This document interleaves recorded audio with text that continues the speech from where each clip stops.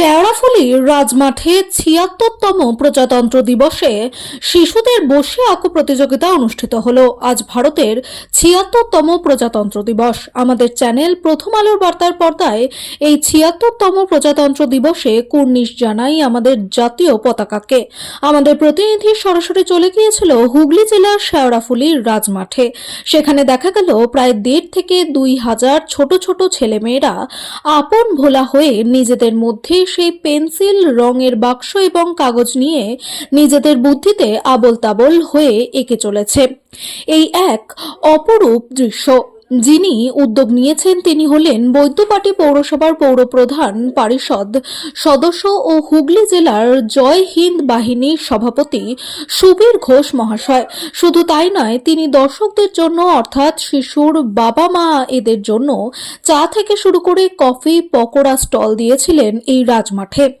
আজ এখানে উল্লেখযোগ্যভাবে উপস্থিত ছিলেন বিধায়ক থেকে শুরু করে পৌরসভার পৌরপ্রধান, হুগলি জেলা শিক্ষা দফতরের কর্মাধ্যক্ষ ডক্টর সুবীর মুখার্জি, INTTUCর সভাপতি মনোজ বাবু, শ্রীরামপুর পৌরসভার প্রাক্তন চেয়ারম্যান তথা বর্তমান CIC গৌরমোহন দে, শ্রীমতী অঞ্জনা মৈত্র, শিল্পী চ্যাটার্জি এবং আরও তৃণমূল কংগ্রেসের নেতা ও নেতৃত্ব বৃন্দরা। সবথেকে যিনি সাধারণ দর্শকদের মন কেড়ে নিলেন সেই শিয়ালদা স্টেশনের ফুটপাতে রাজুর পকেট পরোটা। এই রাজু পকেট পরোটার সাথে ছবি তোলার জন্য বাচ্চাদের মধ্যে হুড়োহুড়ি পড়ে গেল। কে আগে সেলফি তুলবে রাজুদার সাথে? হুগলি জেলার শেওড়াফুলি থেকে রিপোর্ট অমল চ্যাটার্জির প্রথম আলোর বার্তার পর্দা থেকে। সঙ্গে থাকুন, ভরসা রাখুন। আজকে 26শে জানুয়ারি, আজকে আমাদের 76তম প্রজাতন্ত্র দিবস। 1950 সালের 26শে জানুয়ারি আজকের দিনে আমাদের পথ চলা শুরু হয়েছিল। তাই ভারতবর্ষের ধর্মনিরপেক্ষ, ভারতবর্ষের সার্বভৌমত্ব, ভারতবর্ষের সকল অধিকার প্রতিষ্ঠা করার দিন আজকে।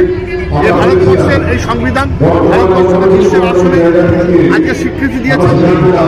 অন্যান্য দেশের রাষ্ট্রনায়করা যখন ভারতবর্ষে আসে, 130 কোটি দেশের ভারতবর্ষের এই গণতন্ত্র, এই প্রজাতন্ত্র দেখে তারাও নতমস্তকে কুটনিশ করে ভারতবর্ষের গণতন্ত্র। তাই আজকের এই প্রজাতন্ত্র দিবস সকলেই সফল।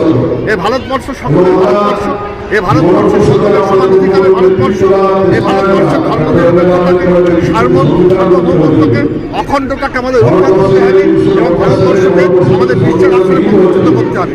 বাংলার মুখ্যমন্ত্রী মমতা বন্দ্যোপাধ্যায়ের নেতৃত্বে আজকে বাংলা যেভাবে ধর্মনিরপেক্ষ, যেভাবে বাংলা তার সমস্ত কিছু সেই ভারতবর্ষের সংবিধানকে মান্যতা দিয়ে এগিয়ে চলেছে, আগামী দিনে ভারতবর্ষের বিভিন্ন জায়গায় দাঁড়িয়ে ভারতবর্ষের সর্ব জায়গায় সাম্প্রদায়িকতা, সৌরতান্ত্রিক চিন্তাভাবনা করা যায়। তাই মমতা বন্দ্যোপাধ্যায়ের নেতৃত্বে ভারতবর্ষের মানুষ সেই ধর্মনিরপেক্ষতার পথে, সার্বভৌমত্বের পথে, অখণ্ডতার পথে এবং সর্বধর্মে ভারতবর্ষকে প্রতিষ্ঠা করার জন্য আমাদের সংগ্রাম লড়াই, আমাদের প্রয়াস থাকবে। এই ভারতবর্ষ সকলের ভারতবর্ষ, আজকে এটাই আজকে মনে করা যায়।